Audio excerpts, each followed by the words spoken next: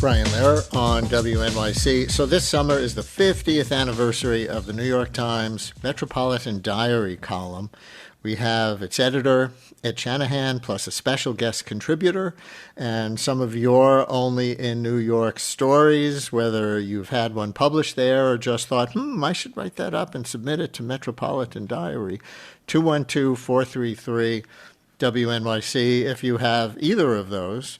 212-433-9692. Its founder was the erstwhile Times editor Arthur Gelb, and joining me now is his son, who also happens to be the general manager of the Metropolitan Opera, Peter Gelb, as well as Ed Shanahan, the Times editor who currently curates reader submissions to the Metropolitan Diaries. You know, these are those sweet and funny vignettes of strangers interacting, all submitted by readers. An article that ran this summer about the founding of the diary said it was to be, quote, for and about urban living, not commentary on policy matters or articles the Times had published, unquote.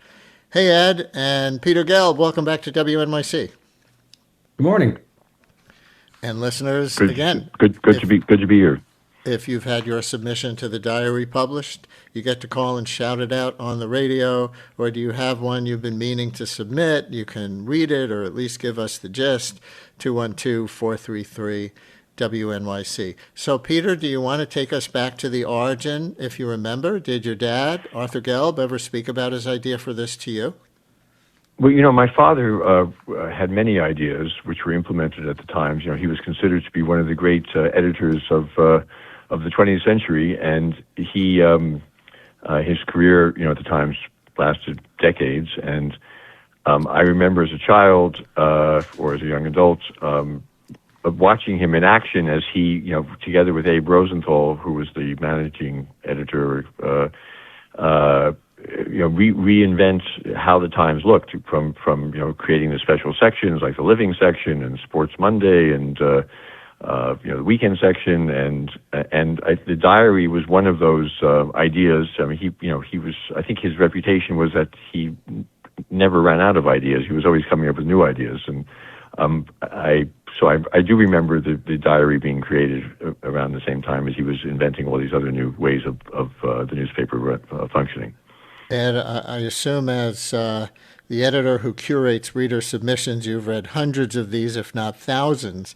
So can you put into words what makes a successful Metropolitan Diary submission? Thousands is accurate, Brian. Well,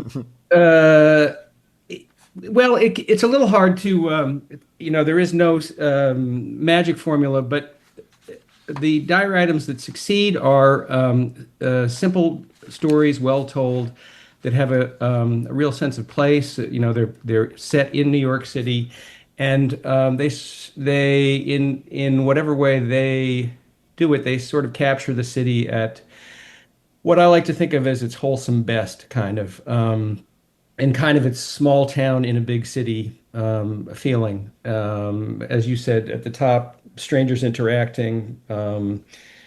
In odd, sometimes quirky, sometimes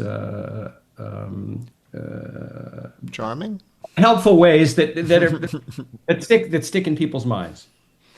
Here's Kim in Brooklyn, one of the thousands of people, I'm sure, who did submit something to Metropolitan Diary, but it wasn't published, right, Kim? Hi, you're on WNYC.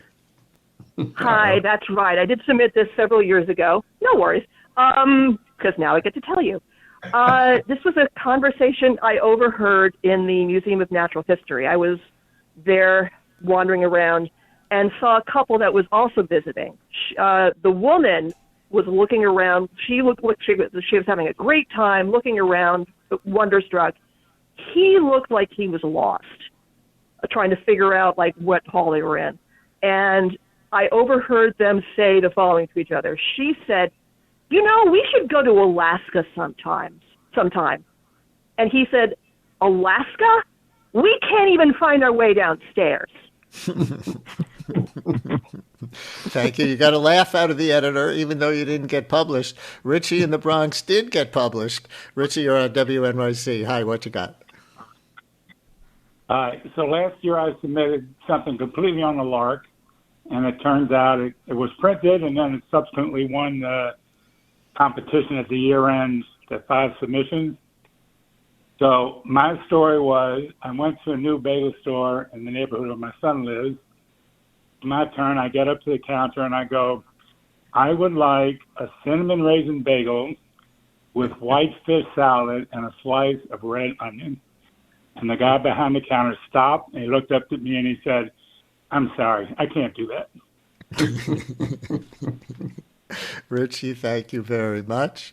Thank Peter Gelb, I gather you came prepared to read your Metropolitan Diary entry that ran earlier this summer? Yes, well, I'm prepared because I was told to be prepared. Yes, we asked you if you would be willing, so thank you. Right, absolutely. I'm very willing and very happy to be on your program. I was honored to be asked to submit an entry by the Times, which because my father started the diary, it occurred to me that maybe an entry about him would be appropriate. So, should I read it? Please. Okay. So, dear diary, when I was 13, my father, the deputy metropolitan editor of the New York Times, was invited by Rudolph Bing, the Metropolitan Opera's formidable general manager, to sit in his box for a performance of Carmen in the Met's glittering new home at Lincoln Center. My father brought my mother and me along. As the legendary mezzo-soprano Grace Bumbry was singing the habanera, 2 know-it-all Europeans in the next box began to boo. Bing was livid. He leaped to his feet, ran from his box to theirs, and threw them out. As a young sophisticate who thought he had already seen a lot, I was much more excited to see this than the action on the stage. Little did I know that 4 decades later, I would become the Mets' 16th general manager, and that it would be me inviting my father to sit in the general manager's box. Retired as an editor, he would enjoy attending morning final dress rehearsals of new productions, mingling with the knowledgeable older patrons during intermissions, and eavesdropping on their comments. Not surprisingly, the comments from these patrons were largely negative, since many of them resented change from the old-style productions they had grown to love. Nonetheless, my father wouldn't hesitate to fully brief me on what he had heard. Once a journalist, always a journalist. Once a journalist, always a journalist. Journalist Ed Shanahan. And the journalist always has the ear for the negative remarks, right? Mm-hmm, absolutely. And I want to credit my colleague, Jim Barron, for when we decided to do this celebration of the column with a series of columns with notable New Yorkers contributing their stories. He suggested Peters as a potential contributor, and I thought it was an inspired idea, especially because of the sort of connection back to his father's creation of the column. So anyway, I thought that it really worked because it did bring it back to its origins there. Richard, well, I was very happy to be invited. Thank you. Yeah, Richard sure. in Washington State, you're on WNYC. You got published in Metropolitan Diary a long time ago, it looks like, huh? I did. I was a New Yorker for over 40-something years. It was the days of when I think the big, multiplex movie theaters had opened up, and they also started serving those bathtub-sized popcorns. And I was trying to get into my seat. There was this elderly woman sitting in the first seat of the row, trying to pass by her. But for some reason, I faced her with my popcorn, and she just literally stuck her hand right into the popcorn box and said, "You shouldn't eat that whole thing. It's not going to be healthy for you," and took a nice serving for herself, and I just moved on. And the Metropolitan Diary found that worthy. We're going to run out of time in about 2 minutes. Ed, I read the quote from Arthur Gelb from the founding in 1976 that Metropolitan Diary entries would be for and about urban living, not commentary on policy. But do you avoid things with political overtones, or can a take on an issue be implied by the thing that got overheard? We're very careful to not include anything political. It's been my feeling that the column's value actually is in being sort of an oasis from a lot of the other stuff that's going on in the world that's contentious, and politics obviously is very contentious, and so we strive very hard to keep politics and policy out of. I suppose that there could be some subtext occasionally, but really try to keep that out because, again, we want it to be sort of a quiet place for people to sort of pause, have a smile, reflect, maybe be a bit inspired, that kind of thing. Here's one last one. Maybe you'll take it from a text message to our show and print it in the Times.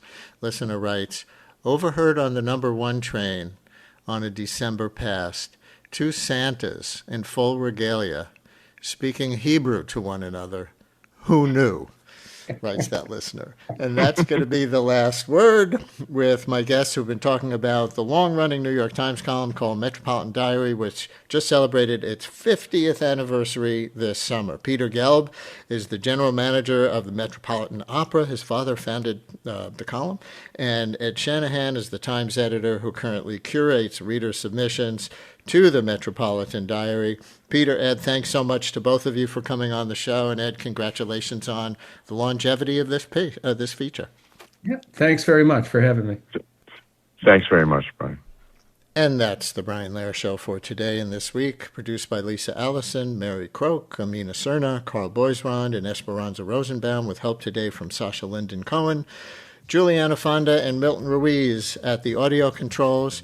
Have a great weekend, everyone, and stay tuned for all of it.